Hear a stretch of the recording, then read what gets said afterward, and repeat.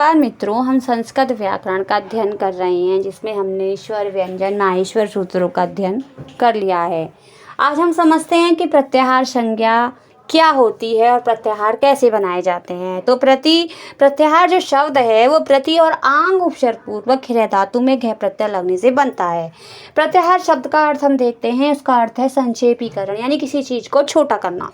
प्रत्यहरियन्ते संक्षिप्यन्ते वर्णा यत्र से प्रत्याहार, अर्थात जिनकी सहायता से कम शब्दों में अधिकतम बात कही जा सके उन्हें प्रत्याहार कहते हैं। अब हम देखते हैं कि प्रत्याहार संज्ञा विधायक सूत्र है आदि रंतेन सहेता। तो अंत्ययित वर्ण के साथ, अंत्ययित वर्ण का मतलब है अंतिम हलंत वर्ण के साथ जो आदि वर्ण यानी जो प्रथम वर्ण है वह बीच के मध्यकालीन सभी वर्णों का बोधक होता है, यानी बीच के सभी वर्णों का बोध कराता हुआ स्वयं का भी बोध कराता है। जैसे अड़ प्रत्याहार अयुण सूत्र के आ से लेकर इस संज्ञक वर्ण रा से मिलकर बना है, जिसमें आ ई उ ये तीन वर्ण आते हैं। इसी प्रकार एक प्रत्याहार भी बनता है। एक प्रत्याहार अयुड़ा ऋलिक इन दो सूत्रों से बना है। यहाँ ई से लेकर क के बीच के सभी वर्ण ई उ री री एक प्रत्याहार में गिने जाते हैं। अब हम देखते हैं कि प्रत्याहारों की संख्या कितनी है। तो मेनली संस्कृत व्याकरण में कुल 42 प्रत्याहार माने जाते हैं, लेकिन कुछ विद्वान रम और यम को भी प्रत्याहार मानते हैं, तो इनके अनुसार प्रत्याहार 43 अथवा 44 हो जाते हैं। अब कुछ चीज़ें हम समझते हैं कि प्रत्याहार में क्या होता है। तो अच प्रत्याहार में समस्त 9 वर्ण आते हैं। 9 कौन से वर्ण आते हैं? 9 स्वर वर्ण आते हैं। ये अयुण से अच तक के 4 सूत्रों से बना है, इसलिए स्वरों को अच भी कहते हैं। अब हल प्रत्याहार में समस्त 33 व्यंजन वर्ण आते हैं जो हैवरट से लेकर यानी हल तक के जो अंतिम 10 सूत्र हैं उनसे बना है, इसलिए व्यंजनों को हल भी कहते हैं। अब देखते हैं झस प्रत्याहार में वर्गों के चौथे वर्ण आते हैं। झा भा घा ड़ा धा, जो झबे और घड़दस इन 2 सूत्रों से मिलकर बना है। जस प्रत्याहार में वर्गों के तीसरे वर्ण जावा गाड़ा दा आते हैं जो जबगढ़ 10 सूत्र से बना है। इसी प्रकार चय प्रत्याहार में वर्गों के प्रथम वर्ण चा टा ता का पा आते हैं। सल प्रत्याहार में चारों ऊष्ण वर्ण तालव्य से, मूर्धन्य से और दंत्य से और है, ये 4 वर्ण आते हैं जो सससर और हल इन 2 सूत्रों से बनता है।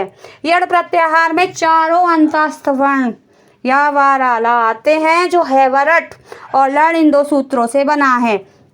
अयुड़ा ऋलिक एवं एवोच आदि 14 सूत्रों के अंत में जोड़ा का अंगा च आदि हल वर्ण लगे हैं।